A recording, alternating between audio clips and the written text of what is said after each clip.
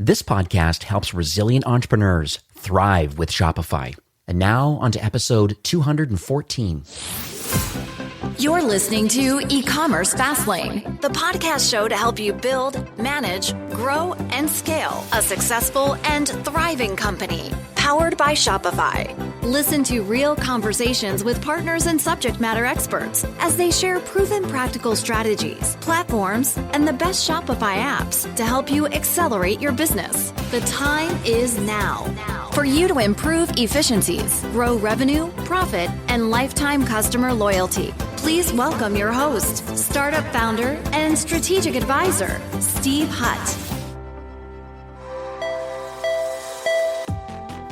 This episode is brought to you by Digital, a customer engagement platform that's been innovating for over 20 years, helping digital marketers and developers deliver communications across the customer journey. Now, Digital grew from a pub in the UK to a global organization with over 350 employees, serving 4,000 customers that span industries from e-commerce all the way through to not-for-profit. If you need to engage smarter, convert faster, and deliver big, Digital is with you every step of the way. And they're just getting started, from transactional emails to SMS campaigns, segment analytics to communication APIs. Digital is at the forefront of customer engagement. Learn more about their incredible solution, why they're part of the Shopify Plus certified app program. Get all the details today at .digital.com. Well, hey there, it's Steve, and welcome back to the E-commerce Fastlane podcast. Now, if this is your first time listening, this is an e-commerce show where we have honest and transparent conversations about building and thriving with your store powered by Shopify or Shopify Plus. Now, if you're an ambitious, lifelong learner, you're definitely in the right place. Now, new episodes are available twice weekly with your favorite podcast players like Apple Podcasts, Stitcher, Google Play, Spotify, and many more. You can also stream current episodes, including a very relevant back catalog. I think we're up to 230 some episodes. So it's quite a bit.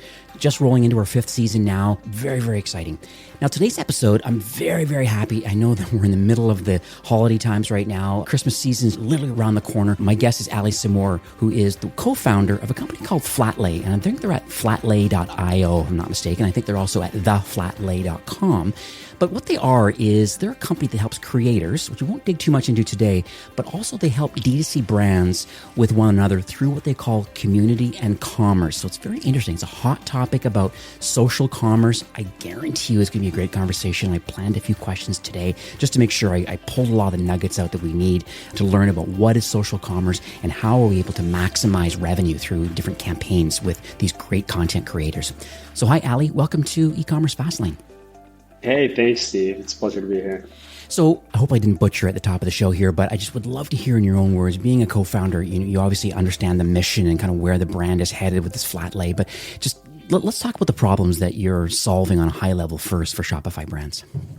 Yeah, from the perspective of what we provide as a marketplace platform, the company and I really set out with the intention to empower anyone to build a digital storefront easily with content, not have to worry about the complications of all the logistics. From having experienced that as a D2C brand owner myself, we found that helping to minimize that discovery to conversion process through loyal advocates and customers and creatives was one of the best ways for us to build loyalty, brand awareness, and drive sales. And so our intention was always to bridge that gap between finding the best loyal customers and creative advocates to represent a brand through digital storytelling. Right. One thing I noticed too on your website, and I know you deal with some large brands, I usually like to set the stage a little bit too, the fact that large brands have made the decision with their large budgets to use your platform. So at scale, you do things well. I'm thinking like Nike's and Lululemon, Peloton, and I mean, the darling of Gymshark, Alo Yoga. I mean, there's a whole bunch of Muscle Milk. A lot of these are big Shopify Plus brands that have made the decision to use Flatlay. But I'd also argue that I believe your positioning, maybe I'm putting words in your mouth, but I see you also really thinking about the early stage D2C brands is also kind of in your new sweet spot now. Big brands, yes, but real push right now is in the Shopify world in these direct to consumer. Yeah, I appreciate you bringing that up. So yes, we have helped a number of large-scale Fortune 500 enterprise retailers and brands identify who their most loyal customers are, source content from them, and then help to use that to drive traffic and awareness, whether it's on their own website, their apps, or paid social.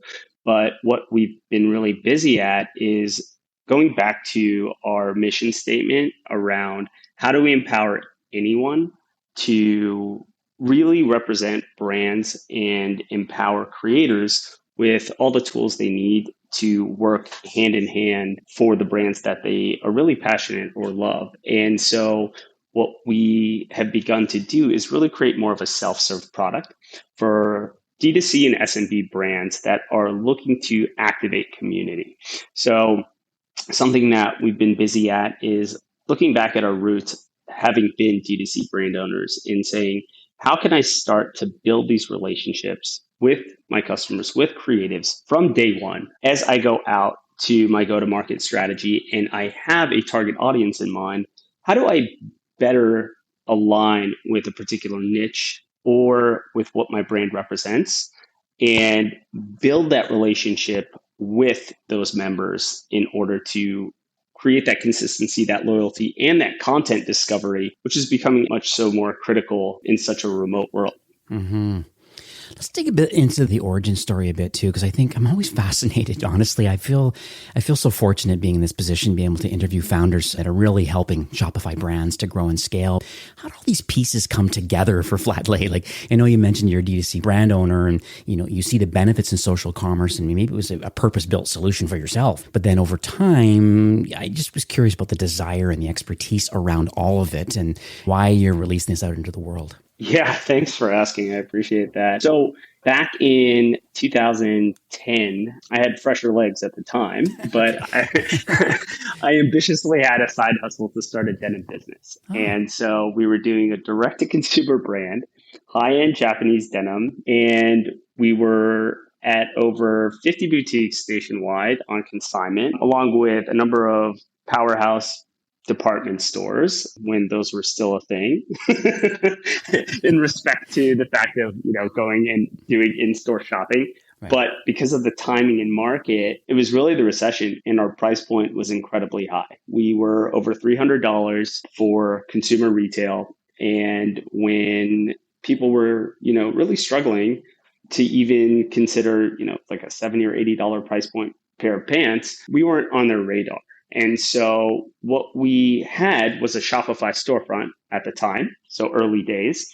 And we had a return order of about 400 units. And so out the gate, that was about $60,000, $70,000 worth of goods that were back in the warehouse. And so the team and I circled together, asked one another, like, what's a great way for us to build awareness and drive traffic to our online store, which had much higher margins, right?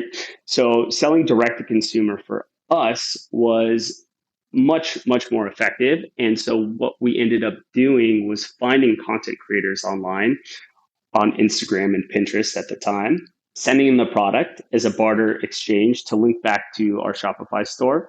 And we ended up liquidating out of everything within 60 days. And so that was my aha moment, having bootstrapped a brand, and a denim brand of all things, which is like one of the most expensive products to create, especially when it's made in the US. It was a huge eye-opening learning experience, but it was early days of kind of the social sphere around how is commerce conducted and how do you build loyalty? How is a brand going out to market? And D2C was not the buzzword that it is today. And so it's been really interesting to see that evolution. And we saw that, looking back in foresight, as something where the industry will move toward. And having that direct to consumer relationship will be ever more critical, whether it's a large brand or small brand. But it did take some time for the market to catch up to that vision. I want to talk a little bit about just social commerce in general, because I deal with quite a few brands as part of my day-to-day at Shopify. And Facebook obviously comes up as, 800-pound gorilla. Instagram, certainly for fashion brands, is just unnecessary. You have to be there. It's just not an option. There's other social networks, obviously TikTok and Snap and Pinterest have been around for a long time. And there's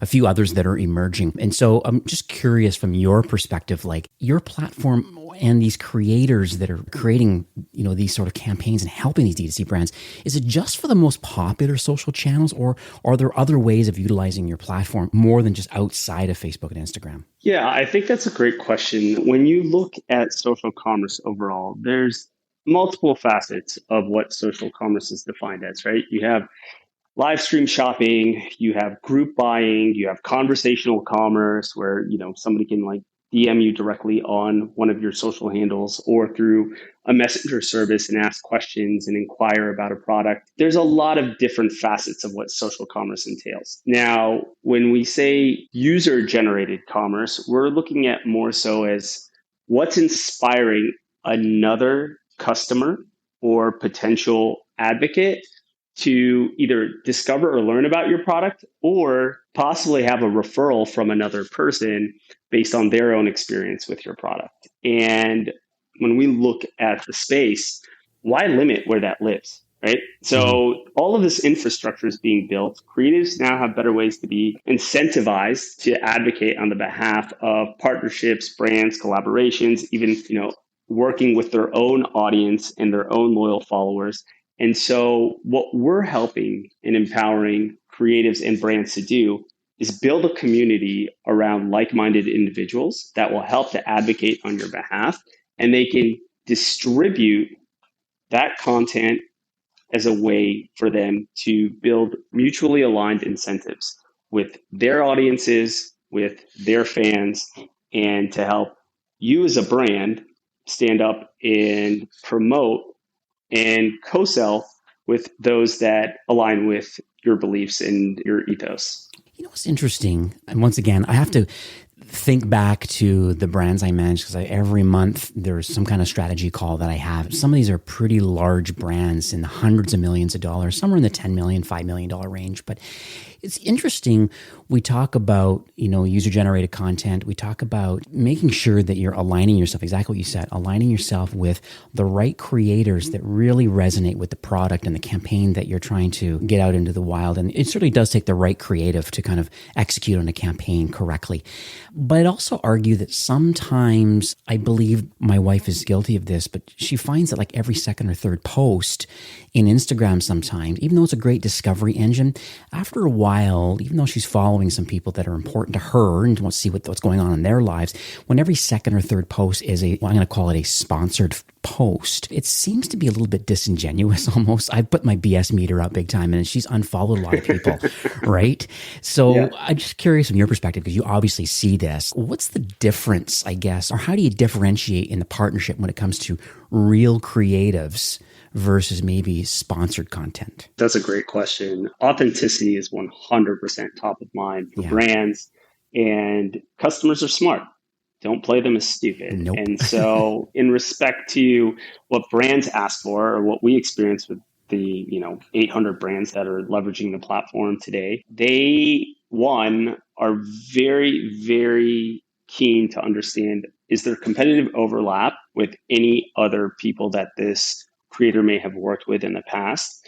And two, it's actually more of a two-way process. The ones that are successful at creating genuine campaigns with true mutual alignment are open to receiving feedback from the creators. It's not a one-way street where they're saying, this is what I want.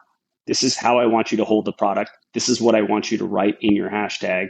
This is what I want to have as the description. They're not mannequins, right? They're people, just like the customer is. And so when you can work with your community of creatives and genuinely receive feedback to create something that aligns with what a customer would like to see, and the customer kind of envisions themselves as being that creative as well, and you don't limit participation, it's not just restricted to people with a certain threshold of followers over 25,000 or 50,000, which you might see with other platforms. For us, we believe that great creative converts, and it can come from anywhere. And so that's something that we've really put at the forefront when we work with brands that are coming onto the platform. We say, look, if you are open to really help mold what a campaign looks like and use the creative audience to engage and receive feedback, whether it's on new products you're releasing early before you go to market, whether it's on a new campaign that you're looking to push for back to school or some other holiday promotion. Be receptive to constructive feedback. Let them run with it at times. And that's really where we've seen the most success, and the brands that work with us have appreciated the platform. Yeah, I love that. And I haven't had a chance to see what the user experience is like from a brand and creator, but so it sounds like there is kind of direct communication available from selecting the right creators as a brand and then communicating like through your platform to just make sure things are fine-tuned. And then over time, you're building a relationship with this creator, and, once again, in alignment with their followers and their style, and it all must facilitate themselves from within the Flatlay kind of platform. Yeah, I mean, and not to get too deep into the mechanics of it all, because I don't want to bore everyone with technicals, but Yeah. just to simplify the workflow system, we basically help brands sign up, import their products, say through Shopify with Flatlay as a sales channel. You can download the app for free as a starter. You quickly sync your social channels, say Instagram, TikTok, Twitter, or whatever else that you find is the most valuable channel for your audiences. And then you can sync your customer database or a newsletter. And so what that does is it kickstarts our discovery engine. And our discovery engine has more than 2 million creators that we populate and bubble up. But we rank those that have a connection to your brand based on, one, are they following you on social already? Two, are they in your customer newsletter or database?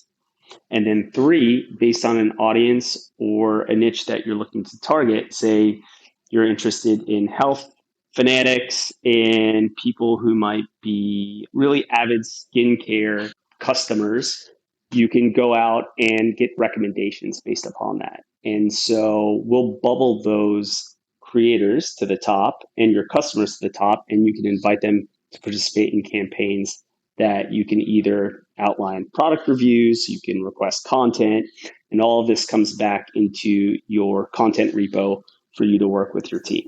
Right. It's interesting. When you talk about like having like 2 million creators on the platform, I can definitely see the merits in with this Shopify connector, one of, 12 or 14 sales channels that are available. There's not very many of them. And if you're one of them, there's some big kudos to you for that, because it's a very challenging thing to be listed in the admin as a channel.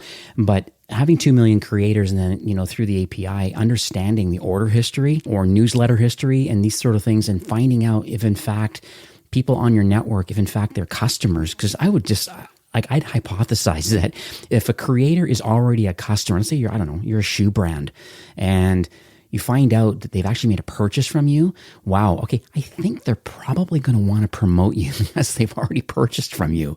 Right. So am I on the right track here? Yeah. So it's a warm connection, right? Let's simplify it to the sense of like, you're a car owner and you own an Audi and you're a huge Audi fan. Well, if Audi reached out to you to say, hey, we're interested in partnering with you, we have a new car coming out, would you like to test drive it, take a few shots? Based on doing so, we'll hook you up with a better lease. Or maybe we'll give you a discount on a new car that's supposed to come out in the future. There's much more of a lean in versus going to somebody who drives a competitor's car and saying like, well, I know you have a BMW, but come try an Audi. And then we're going to give you X, Y, and Z, and then post about that and hashtag that sponsored. And instead of building a relationship with your most loyal customers already, you're going out and you're looking for sponsored posts. And it's just an educational process and an evolution of where things will continue to evolve. And content loyalty programs are something that will become just as standard as like a rewards program in our mind for the most successful D2C brands. Those that align themselves with their customers and reward them for their loyalty through content and discovery is going to be something that the best brands understand and will work with us to do so over time. And then from the perspective of the creators, so we're actually able to identify any creator or anybody who has a public social profile, because what we're doing is we're kind of matchmaking the information that the brand has through who's following their audience, and then helping them make sense of that data. So finding signal from all of the noise. We did this for bigger brands that were having tens of thousands of posts every day. And actually that happens with flat lay itself. People are hashtagging and tagging flat lay content. It's actually a name of a type of content where people lay out a collection of products, take an aerial shot from above, flat lay photography. So we built the marketplace around this user behavior.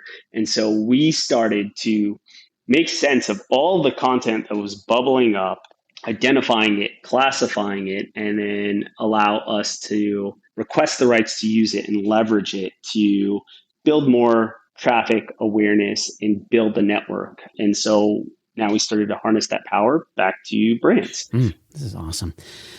This is very impactful for me. I'm so excited to get this out into the wild. There's so much opportunity out there. And I think, brands are always trying to find a way. They know the benefits of influencer marketing. It's a topic that's been around for a long time, but it's just doing it in the most authentic way possible. And knowing now that you have like technology to facilitate both the creator and the brand together and create campaigns to drive more revenue. We spoke in the green room. We'll chat in a few minutes about some offers for those listening today, but you got to take this platform for a spin, because just to see what is available. You don't know what you don't know, but there is merit and benefit with these 2 million creators and how you connect to Shopify. So it's very clear you've kind of put your flag in the sand, so to speak, when it comes to Shopify, DTC brands. And so I just want to thank you for that. I do want to make a quick little pivot over and just talk about, this show I mentioned at the top, but we're just kind of rolling into our 5th season right now. And I know there's, tens of thousands of founders and there's marketing people that kind of listen to the show each week. And they definitely have a desire to, keep a pulse, I guess, on retail and D2C strategies. And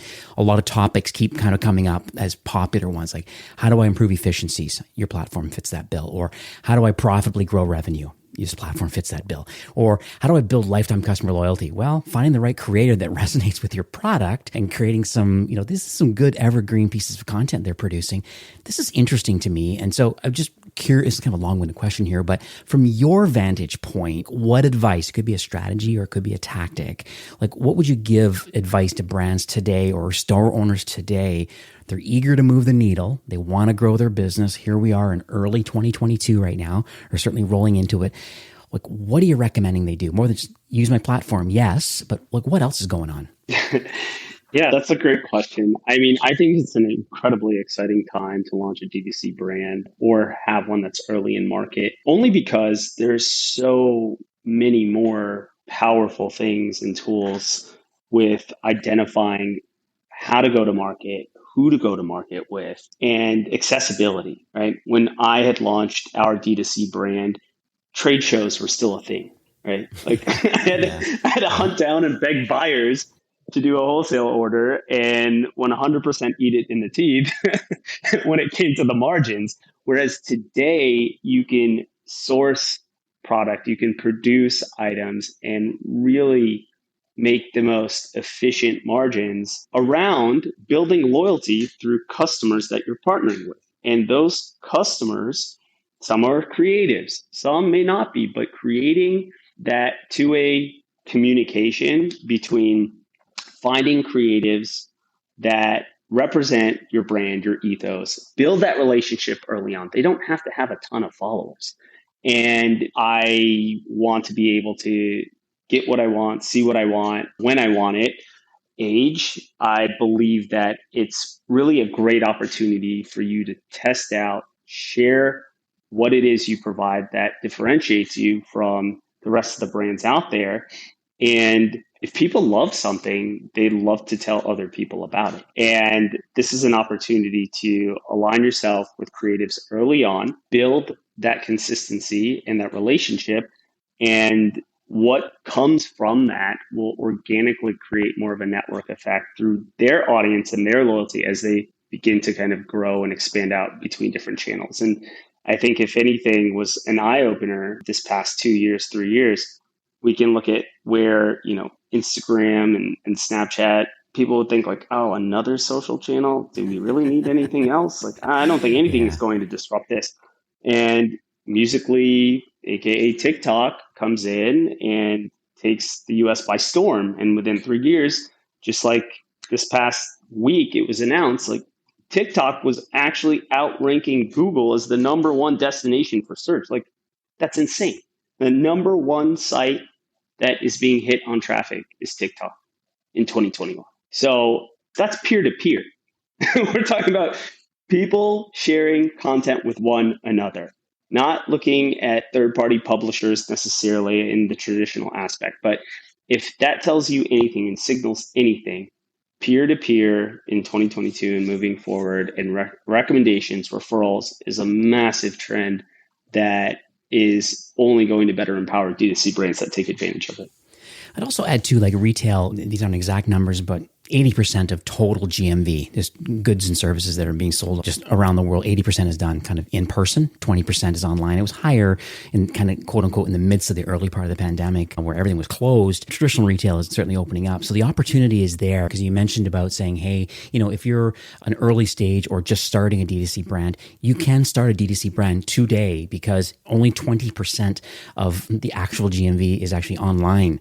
And the other 80% is done in store. So the opportunity for people to maybe not go in a store and discover a new brand is very compelling, and the opportunity is there. If it was kind of flipped the other way around, if 80% of people were buying most of their things online, then it would be a little more of a tighter fit trying to figure out how you can differentiate. But since it's the other way around, it's very interesting to me. So as I was just thinking as you were speaking. So. Yeah, I think the other beauty of like peer-to-peer and doing a D2C brand today is that it allows you to quickly A/B test and iterate through new items you're going to market, new marketing kind of campaigns, and the way you're positioning what it is that you're offering, and a way for you to hit product market fit faster and make better margins when you own that kind of communication railway directly with your customers. And so it is a different era and a great opportunity for those that are quick to adapt to understanding like this is what customers like, this is what they don't like, and take it as constructive feedback, not as, oh, well, I'm just reaching the wrong market and potentially spending in the wrong directions. It's about finding what works and what people want. And the reality being is that you have to go out and talk to your customers. And social commerce is exactly that. You are talking to your customers and creatives that are now, as a community, working with you to help build your brand and grow across various networks. I'd argue you're very affordable too. I went to your website just this morning because I was just curious on kind of how you're pricing the product, Don't right? plug us too hard. No, but it's just interesting to me because you have this basic free plan, which is a really good starting point, 10 profiles and one custom list, and you can run open campaigns. But $100, $200, $300 a month, like it's kind of dirt cheap overall, knowing the scale that's available, potential 2 million creators and how you're connecting to Shopify, importing your product. It's so interesting to me, versus kind of like, getting a slice of the pie for the transaction and kind of being on the upside of the success of campaigns, because I think that's where a lot of other platforms work based on just how they work. They want a slice of the upside. And you've notably have made a decision to not do that versus, charging a flat monthly fee for certain access to a certain amount of tool sets and saved profiles and some creatives.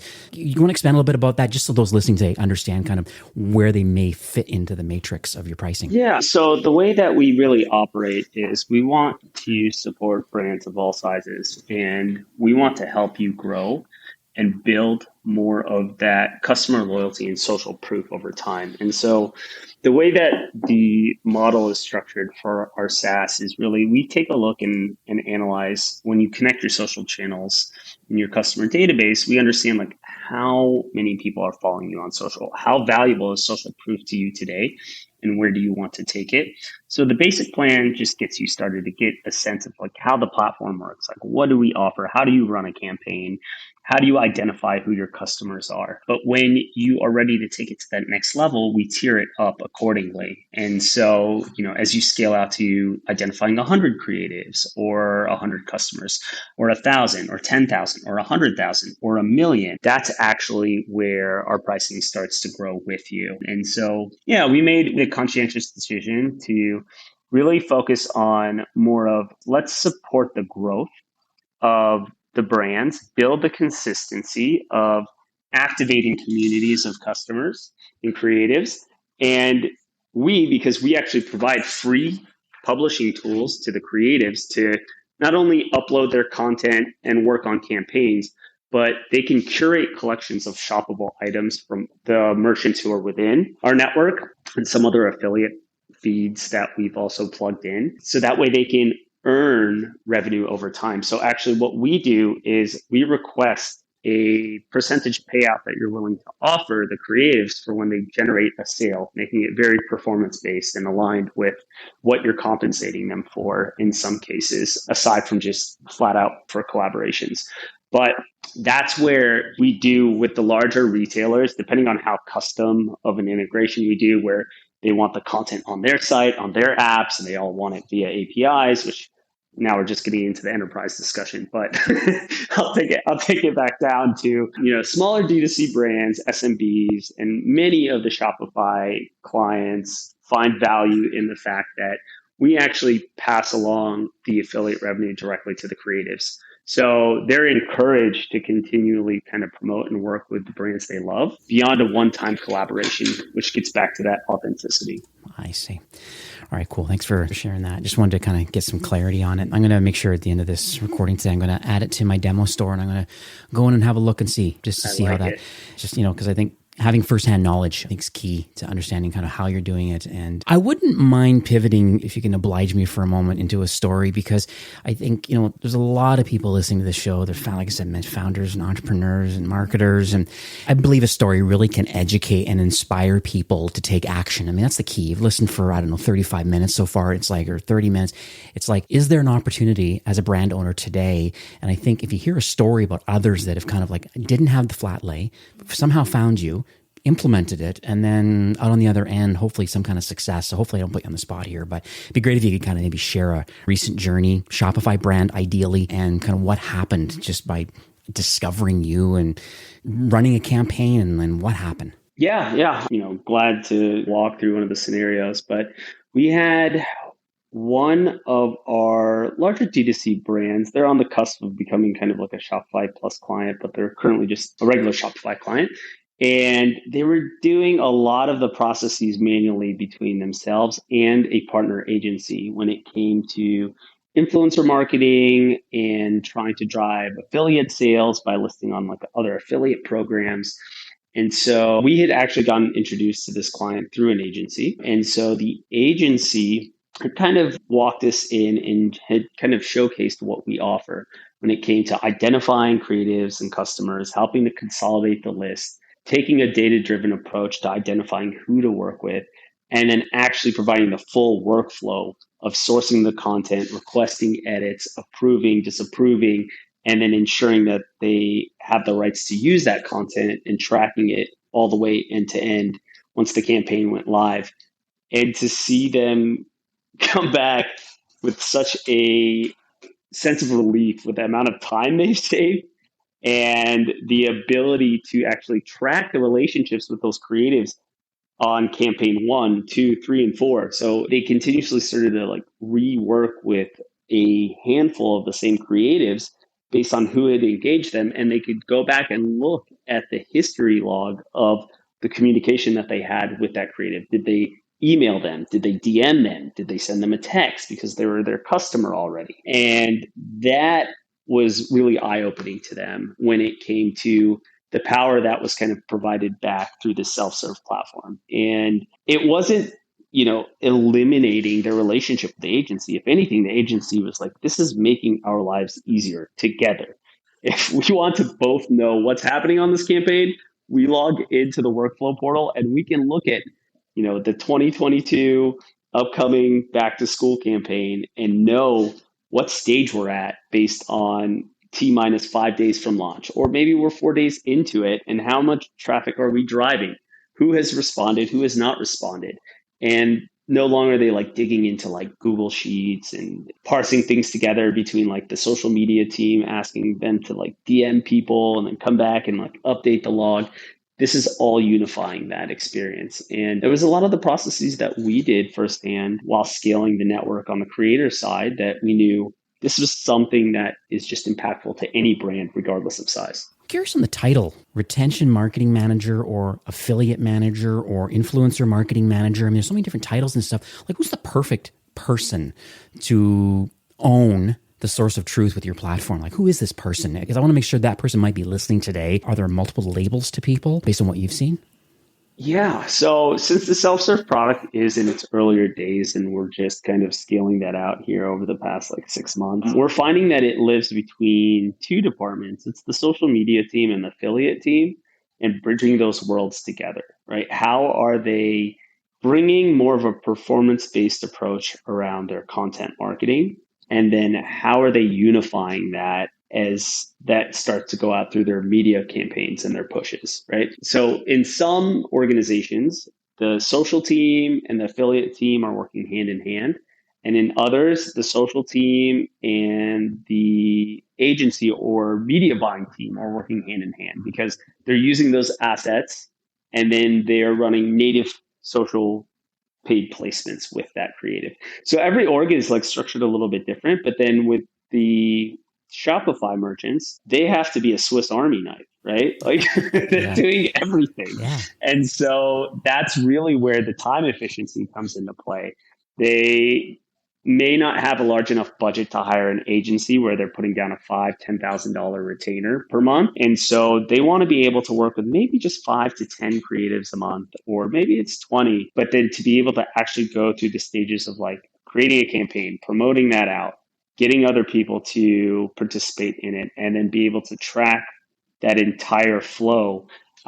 It's incredibly valuable for a business owner today. I remember there was one brand that I messaged you a couple weeks ago, and I just want to throw this out there to those listening today. I asked you a question. This came from the brand, and they said, hey, you know what? There's a tremendous amount of content that's being produced out on the web right now. This brand is being mentioned just for free because they love the product so much. Those are great advocates. There's no exchange of money or affiliate commissions. They're just doing it because they love it and they want to share it with their friends. Like these are micro, nano influencer type people, or just not involved in anything. Just happen to have 500 followers. They just want to share it. But this brand was saying, hey, is there any way of us acquiring the rights to the content that's being produced, and is there software to help handle that? And I know that's where you kind of fit in. So you want to share some specifics on how that works? I appreciate you bringing that up. So I'm going to do a quick plug for another agency that we were close to, which is Roswell Studios out in New York. They work with a ton of amazing Shopify Plus and Shopify clients. And so many of their clients came to us mentioning the same thing. Like we have a ton of mentions, ton of ads. People just love our product right now. I'm not going to directly mention the brand's name. Let's just say it's sleep related, right? Very good. And so a lot of celebrities are just talking about the brand because they love it. They 100% testify to what the product is and just how well it's working for them. So what actually we provide within our Discover engine is also a content tab. So it populates and bubbles up any of the at mentions, whether it's a story, whether it's a tagged post, and then it helps to categorize that and allow you to request the rights to use that content. So that's something that we did with Flatlit. People were tagging us ats and hashtags, and we basically wanted to figure out a smarter way to build growth across adoption on the creator tools. And so we began to automate the process of requesting the rights to use that content that was already organically being done. That's a feature that we provide to the brands that are working on our paid plans. Lovely. I'm actually going to have Roswell on in a few weeks. Oh, yeah, nice. Yeah, that's so ironic. How serendipitous. That was not planned. Well, they are a Shopify Plus kind of agency partner, and I think they're a master kind of Klaviyo partner. And yes. They've done a lot of great work over the years and some phenomenal shout Shopify. out to Nahar and the team out there. He's one of the other founders, and they've just done an incredible job, and really, really proud of their team. It's nice to have agency, like both marketing and development, and UX, UI, CX kind of partners all working kind of in unison just towards the common goal of just helping a brand grow and scale, right? That's kind of where my role, I mean, they joke about MSMs being a unicorn. It's hard to be a unicorn, right? We have to lean on partners like you, like other agency partners, other even platform connectors and things, going out to ERPs and things. Like there's certain legacy things need to be connected to Shopify. But at the end of the day, I think the more you align yourself around the partner ecosystem, play nicely with other people in the ecosystem and warm intros to others in either direction, I think is just a very healthy relationship. No wonder the partner ecosystem is thriving so well in Shopify, just because of the open and sharing and just the entrepreneurship and just building a path to more entrepreneurs and just growth in general, right? So it's pretty phenomenal time to be in commerce. Absolutely. Yeah, no, completely agree with you. I mean, that's like the essence of why we started Flatlight. It was all about building community, right? Yeah. Bridging the gap between Uh-huh. creatives, brands, and build a community of advocates and loyalists. And Shopify and the ecosystem and the partners are very similar to that. And it's amazing to see the network effect take place when you really align yourself well with the ecosystem. And so yeah, we work really closely with a number of like partner agencies and technology platforms. So we have a lot coming out in 2022 that we're excited about to better streamline efficiencies for those Shopify merchants that may be using, say, Gorgeous or Klaviyo. You know, for us, we see tons of value in bridging that because we're a social marketplace network, right? And we're providing a workflow and a SaaS for brands, but at the same time, we're empowering creatives to essentially build their own eShop and grow with that. And so for us, it's about bringing those two worlds together seamlessly and as much as possible. And so the better that we can empower brands to work hand in hand with their existing marketing stack and layering Flatly into that as a sales channel totally aligns with the concept of community and bridging that discovery to conversion process. Lovely. So let's talk about the future for Flatlay. I mean, like I said, I learned of you like literally like less than a month ago, but I see big things on your horizon. And so like, I guess I'm going to call it your North Star, but like what's happening? You mentioned a little bit about with Klaviyo, it looks like, and Gorgeous. Just curious on just other partner alignment or any innovation. Just end of the day, I just would, nice to share with the audience, say about how you're going to continue to offer value and assistance for brands to just increase revenue through the creator economy. Yeah, I appreciate you asking. Thank you. You know, our goal is really to become the go-to service hub for creatives and brands that are partnering on any social commerce collaboration. Regardless of social channel, wherever it lives, our goal is to really become that go-to. And beyond that, we're starting to provide different tools and publishing capabilities to the creatives in the new year. So ways for them to have seamless checkout beyond just Shopify, new editing filters for them to have ways to create more impactful content, that they start to use our suite of editing tools in order to kind of curate their portfolio. And, you know, aside from that, we're trying to make it as frictionless and automated as possible for brands to better identify creatives and have insights behind the campaigns that they're running. So, you know, for us, doing these automations around mentions, reports, and being able to auto sync their latest products with insights around what's converting and what's not are some of the things that we have rolling out into the new year. Beautiful. So how can people learn more about your solution? Where do you want to send all of the listeners today? Yeah, so check us out at flatlay.io. And if you're a brand, click on the brands tab and register for free. And then feel free to contact us directly through the portal or email us at support@theflatlay.com and mention the e-commerce Fastlane podcast in the title. And we'd be happy to hook you up, set you up with a demo, and put you on one of the paid trial tiers to convince you of our value. Yeah. There's nothing better than that. I know we chatted in the green room about this, but I think that's the key for today is just like, you know, social commerce is just growing. I think literally it has infancy right now. I see what the work that Shopify is doing, aligning themselves with Shop Pay and the Shop Pay installments. And there's a lot of stuff going on right now, buying from within. I mean, I think even you can buy within Google now, like physically in Google, on google.com. You can check out in Shopify. It's like, it's so interesting, all the things that are going on. And so knowing that social commerce is not going away. And so like, I implore those listening today, check out the Flatlay. I'll make sure the show notes are updated with all these links and stuff, but support@theflatlay.com. I appreciate that 30-day trial. It'll give you an opportunity to get under the hood and actually just see it. Because, you know, don't just fluff this podcast off and say, okay, yeah, great conversation, awesome, not for me. No.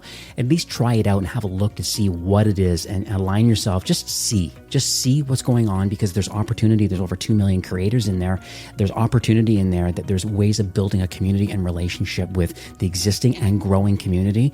And you just don't know, they may be one of your customers already. And it only takes a couple, 2 or 3 of them to produce some content and create a campaign around it. And all of a sudden, wow, okay, you've had some incremental revenue of $5,000 or $10,000 or $20,000. Like, so interesting that the opportunity is there.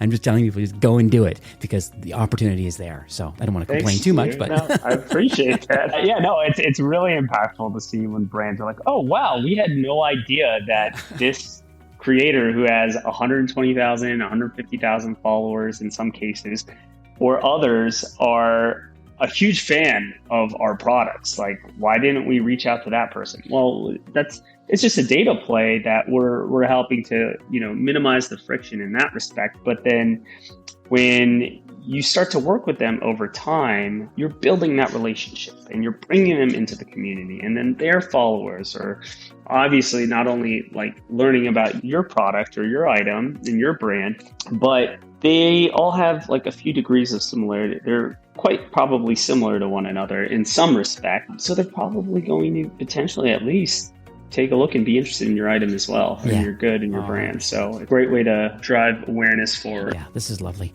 Well, Ali, I just wanted to, I guess I'm going to close off today's podcast, but I just wanted to thank you once again, middle of the holidays, jumping on this recording. I just massively appreciate that. I also, you know this already, just, being a Shopify partner, but, Shopify really is on a mission right now. I know those listening say understand this, but they really are to make commerce better for everyone. And I would even add maybe even to build a path that leads to more entrepreneurs, more independent retail. I hear, Harley talking a lot about independent retail, direct-to-consumer retail.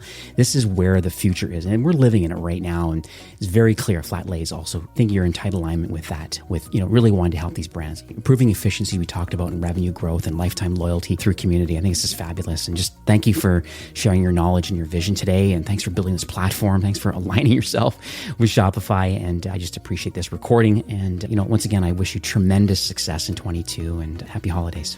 You as well. Happy holidays, Steve. Really appreciate the time. It was an absolute pleasure and excited to keep the partnership rolling. Shopify's been amazing for us, and we only see the continued success and growth of working with one another over time. Beautiful.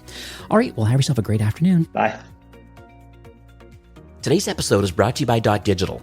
From email marketing to full omni-channel marketing orchestration, Digital transforms your customer insights into personalized marketing campaigns. Learn more about their incredible solution and get started today at .digital.com. Well, that's it for today's episode. I'd like to thank you, a loyal listener of E-commerce Fastlane. It's my hope that this podcast is offering you a ton of value through growth strategies, tactics, and exclusive insider tips on the best Shopify apps and marketing platforms, all with my personal goal to help you build, launch, grow, and scale with Shopify. Thanks for investing some time today and listening to the show. I'm so proud and excited that you have a growth mindset and are a constant learner. I truly appreciate you and your entrepreneurial journey.